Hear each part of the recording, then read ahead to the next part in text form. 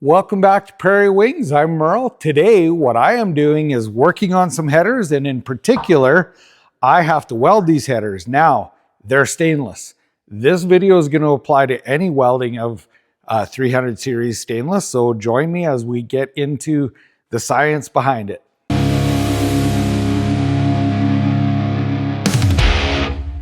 If you're welding stainless steel, you might have some questions.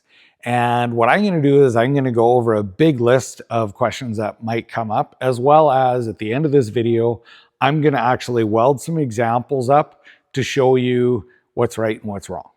There's more than one way to do it. To begin with, I like welding 300 series stainless. It's the stainless that I would prefer anytime. Why 300 series? And what if it's not 300 series? There are other series of stainless steel. And what happens if you do it wrong? How are you going to tell that you did it wrong? And what do you need to know to do it right? So I am going to go over all of that in this process and show you examples of why I'm even doing this video and what triggered it. A customer brought me these headers, and they're beautiful pieces, high dollar pieces, and wow, would you look at the welds on them? They are really pretty until you look inside. Well, that is a weld fault, and that weld fault is called sugaring, and we are going to want to prevent that. But there's also another weld fault that we're going to cover, and that is called carbide precipitation. This is actually going to get a little bit sciencey, but I am going to do my best to keep it fairly general, not get too deep. Maybe one day I'll do a fairly deep video on stainless steels and the different types. We're going to concern ourselves with what we're doing with exhaust and headers. Usually headers, any of the decent headers come as 300 series. So way back in history, early 1900s, the first stainless steels were called 18-8, and they contained at least, well, no, they contained 18% chromium and 8 nickel. So that's the percentages of the alloy that they made. Nowadays, 300 series stainless, there's a bunch of different types, and they can be anywhere from 16 to 26% chromium, and they can be from 6 to 22% nickel. And then the carbon content is low, just like in mild steels. We'll cover that another time. But the carbon content in this is 0.03% to 0.25%. So that is the makeup of this 300 series stainless steel. Okay, why do I want 300 series stainless steel? Well, it's more expensive. That's the reason I want it. No, it actually has the best corrosion resistance.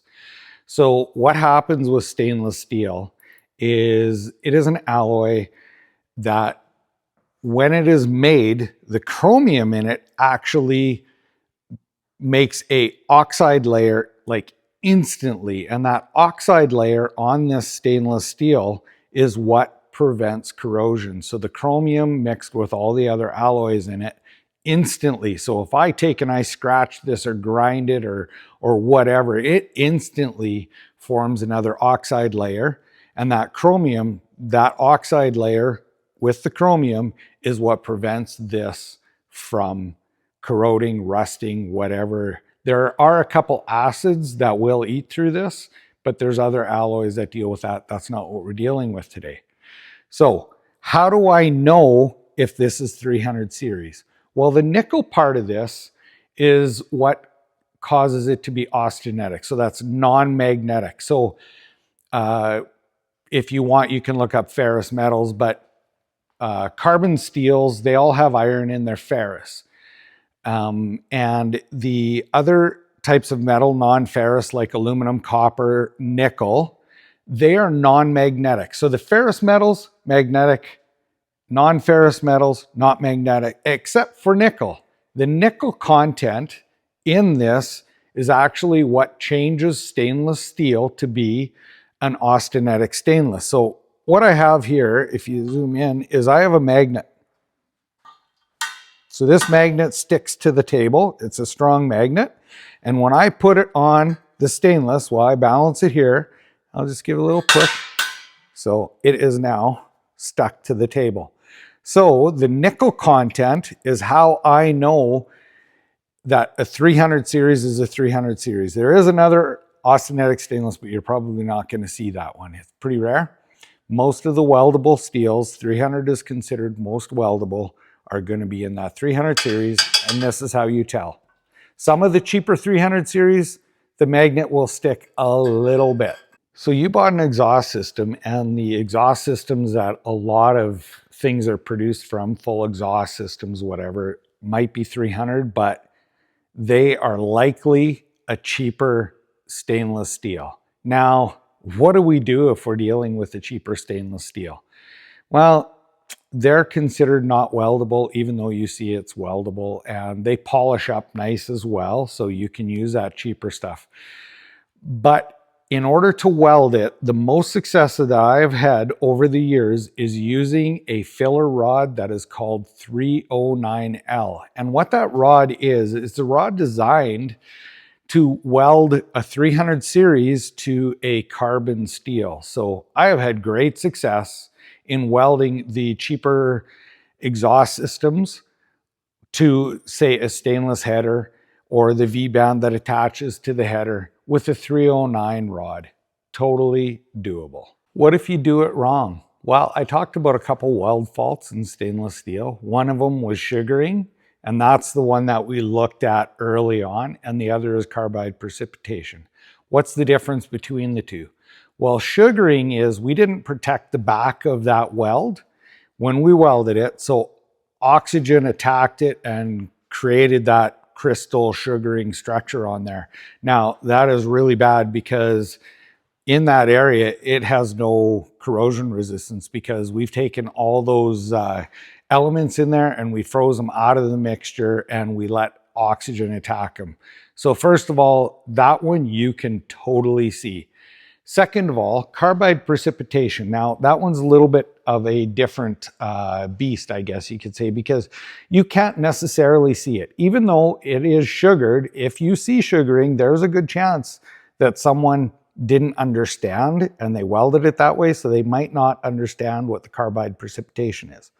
So our welding temperature of stainless steel, roughly 2,700 degrees Fahrenheit. And I'm going to stay in the Fahrenheit scale all of this talking. Anyways, what happens is when I am welding stainless steel, if I keep the welding temperature from 800 to 1,500 degrees for too long of a time, what happens is my chromium comes out of the mixture and combines with the carbon, and I end up with chromium carbides, which we call carbide precipitation. And that is on the weld boundaries of that high temperature. So if I end up with that, I also end up with a situation where I have no corrosion resistance. So I might have sugaring, but I also might have carbide precipitation, and you can't see that. The weld might look beautiful, but it may not have any corrosion resistance at all. And with stainless steel, the thing that people need to understand is the thermal conductivity of stainless is really, really low. So if I heat up a piece of aluminum in the corner, it's spreading the heat out. So I have to get the whole piece hot in order to weld that corner. But now if I go to stainless steel, I am welding in the one spot, it doesn't spread the heat out at all. The thermal conductivity is very low. So if I have a localized area that's hot, it could overheat very quickly. So I might do a weld and be able to touch right beside it and not realize it's hot. So when you're welding stainless, you got to be careful as well, because you can burn yourself because you don't realize how hot the piece is locally. So anyways, what's going to happen is when you're welding this, you have to be very careful that you don't stay too long time in one area and you overheat it and end up with that carbide precipitation. First of all, I have to clarify, this is not a video about actually doing the weld. It is about what you need to do to prepare for the weld so that you can produce a good weld. So we're videoing the back of the weld as I weld.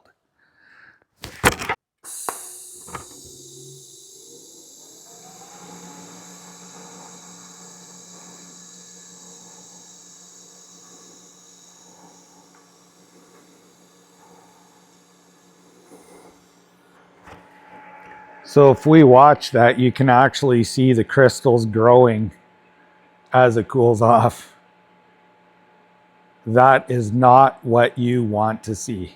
I have a simple purge setup done here, and what's going to happen is, I guess first of all, I'm welding with TIG, generic term TIG welding.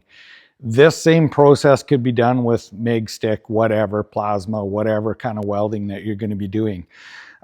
With TIG, I'm using argon as a shielding gas. Argon is what you would want to use, and this back purge is also argon. So I'm going to turn that flow meter on, and I'm going to be pouring argon over the weld that I'm going to do, and that is going to protect it from the oxygen getting to the back of it. Cheers to me trying to show off, because that was a complete fail. I've never welded stainless by myself in open air without someone having some sort of better shielding thing, and I thought I could pull it off. I was wrong. Here's how you normally set up exhaust. I have a back purge coming in. This tape is actually a special tape meant for TIG welding, and it is how you set up a back purge if you don't have dams.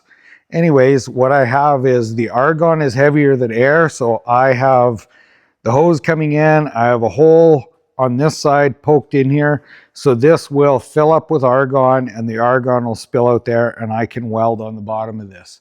That's what we're going to do, and I should be able to produce you a weld that you can see what it really should look like. Okay, let's try this again.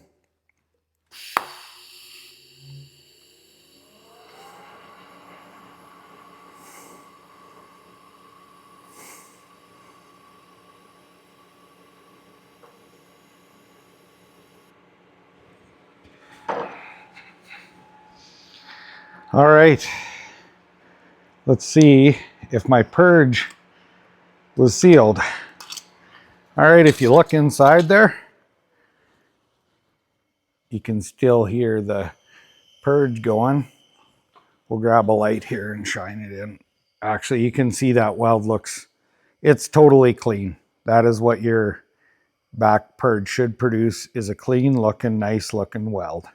Clean looking, nice looking is in relative terms. All I'm trying to do is get that inside where it doesn't have any sugaring or any garbage. The disadvantage of the argon back purge, very expensive. You need lots of stuff to set it up. If I'm doing something like pre-turbo, that's probably what I'm going to use, most likely.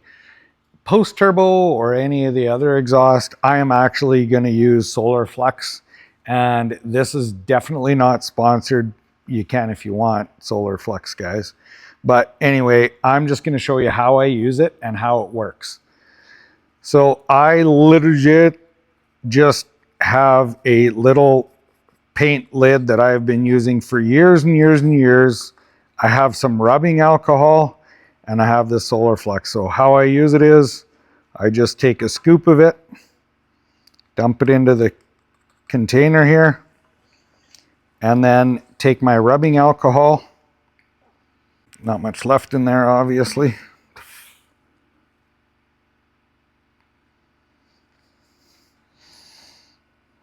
And I just get this mix going.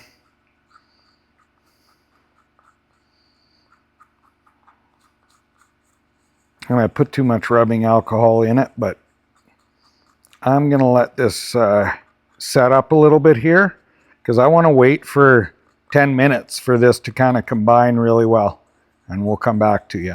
Back at this now. It's had some time to set up. I had to add a little bit more Solar Flux into the mix, but I don't want it liquid, but I don't want it thick. What I prefer is if I push a little hill over and pull up, it kind of stays. I don't know if you can see that.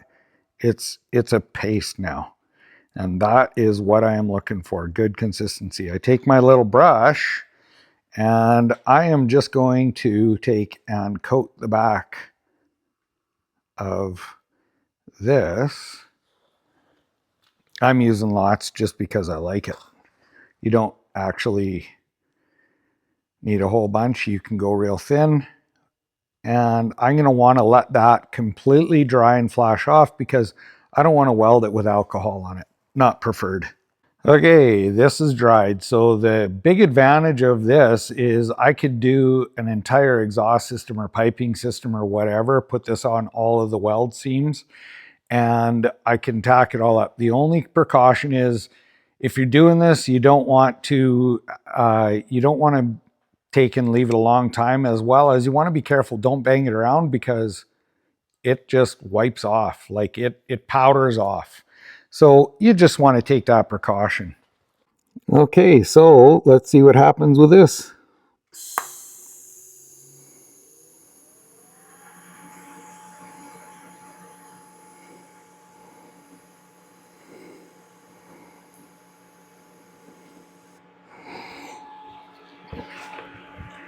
So as I welded there, that protected the back of the weld, and it also turned into a slag.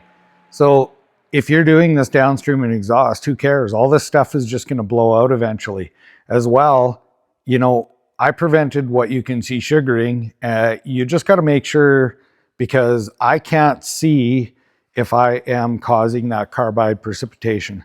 I'll buff this off. We can take a look at it, and we'll show you what the end product looks like.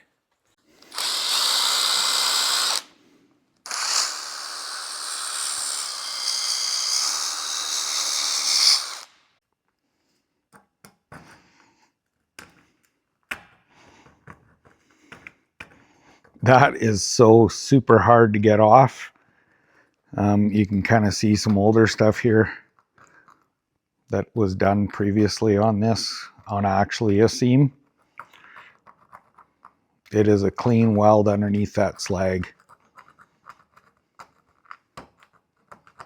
So this stuff as well, some codes in commercial stuff, you can actually use this. I don't think you'd be able to use it in food processing stainless, but I don't know, you'd have to check codes if you're actually welding commercial or industrial stuff.